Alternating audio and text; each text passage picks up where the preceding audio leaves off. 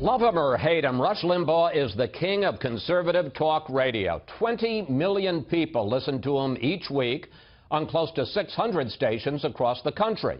He's also written a new children's book called Rush Revere and the Presidency. And Rush Limbaugh joins us now live from his EIB studio in Florida. Rush, welcome back to Fox News Sunday. Always good to have you, sir. Thank you, Chris. It's great to be here. You say that what's happening to Donald Trump right now is that the left-wing courts, the left-wing media, the left-wing bureaucracy are trying to, in your words, sabotage his presidency. Sabotage?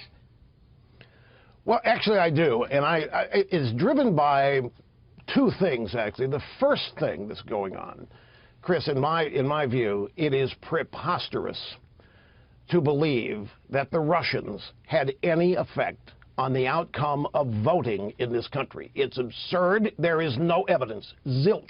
Zero. Nada.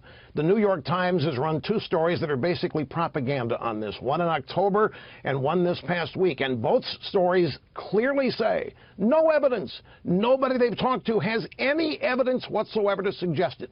The second thing I think that's important for people to remember, people that voted for Donald Trump, people to support Donald Trump, really, really believe that they were going to lose the country if Hillary Clinton won. This is not an idle thought. It's not an exaggeration. They really believe that the country as founded was up for grabs. It was over if Hillary had won, if the Democrats had another 4 or 8 years to do what they do with the judiciary and so forth. So those two things, and I think if you try to understand both of those, not you personally, but people have a much greater ability to understand Trump and his supporters if you can intellectually accept those two premises. You also use a phrase which I have to say that I only heard for the first time in the last couple of weeks, the deep state. And that's the notion that there's an Obama shadow government embedded in the bureaucracy that is working against this new president. I think some folks are going to think that's right on, and some folks will think it's awfully conspiratorial. Well, I would love to claim credit for that, but actually I think a reporter by the name of Glenn Greenwald at The Intercept, who has got a relationship with, what's his name, Assange, I think he actually coined the term, and I think it works. I don't think who's driving this business that the Russians hacked the election? It's the Democrat Party. It's Hillary. It's Obama. It's all those people who just can't accept that. And you think they're behind the leaks too? Absolutely. Of course they are. They're trying. Look, if they can't win at the ballot box, you know they're down 1,200 seats since 2010. They've become a marginal party electorally. All they've got is their embeds in the bureaucracy and the judiciary, and they're pulling out all the stops. There's no question. This business that the Russians hacked the election, this is serious allegation that is impossible. The Russians could not have had any impact whatsoever on voting, either how they were cast or how they were counted. In fact, if you want to say they did their job. Hillary won the popular vote. How could they have possibly had any, this whole premise, and it's been driving news coverage here ever since Trump took office and even before.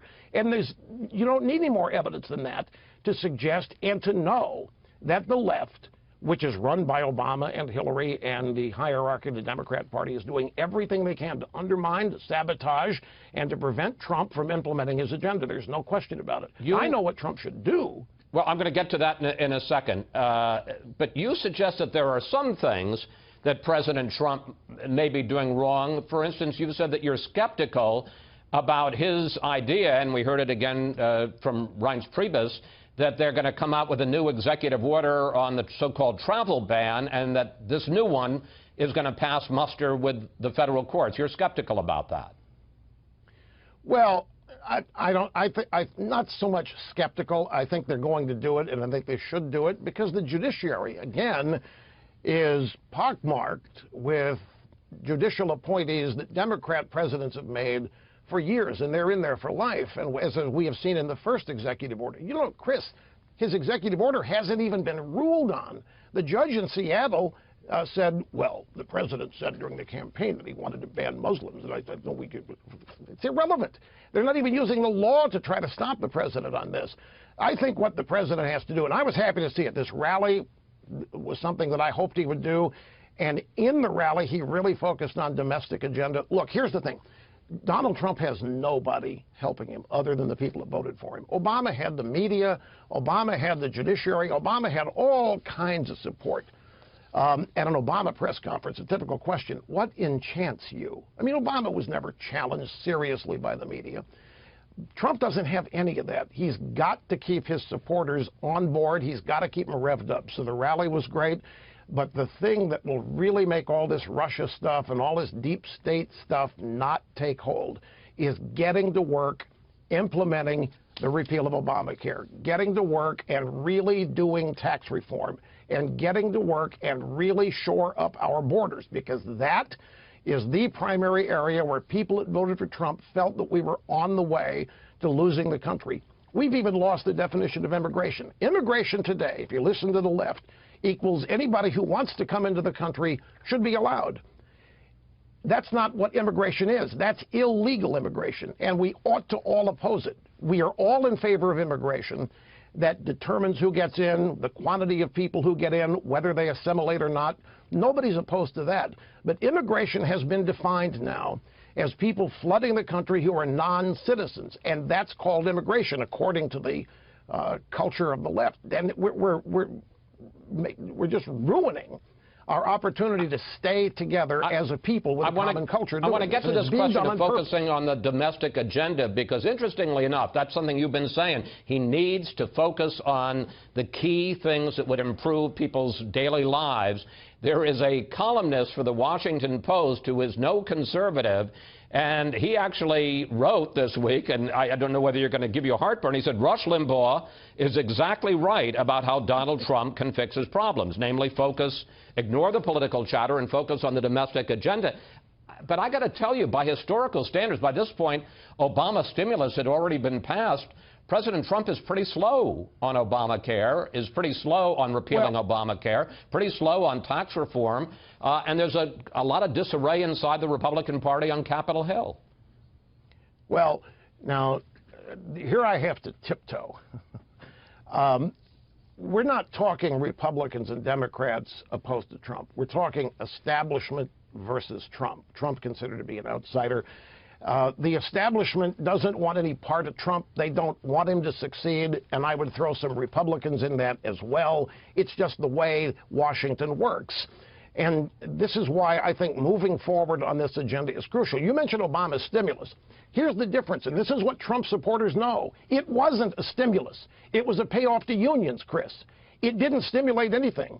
We don't have a growing economy. We don't have jobs being created at a replacement level for those we had lost. We don't have anything, Obama said. He lied about Rush, the you cost may well of be premium. right. No, this is important stuff. The people. Well, no, I'm not disagreeing with you. I'm just saying at least he passed his program, and President Trump hasn't passed any of his programs yet. Well, it makes my point. Here you had, I tiptoe again. You have the historic. You're not very good at tiptoeing. African American. Well, it's television. It's Fox News. I have deep respect.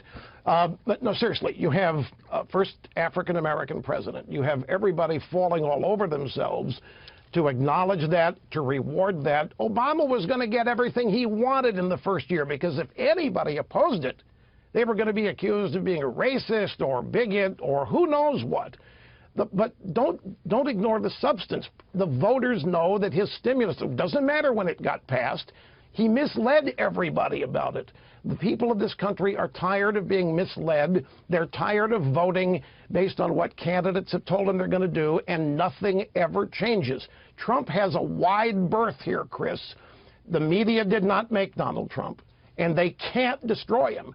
But the media thinks, and when I say media, let me define ABC, CBS, NBC, New York Times, Washington Post, USA Today, LA Times, that cadre.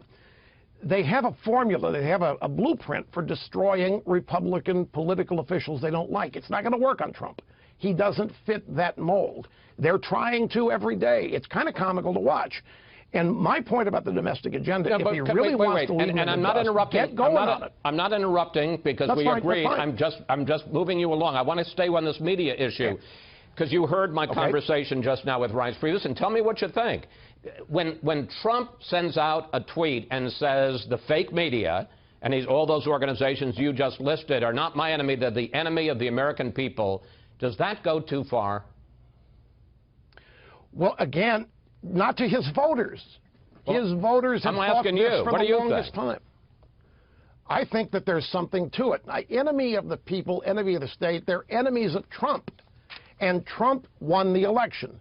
Trump won on substance. Trump did more interviews. He explained his agenda more than any political presidential candidate ever has in my memory, and he has tried to stick to it as people perceive it.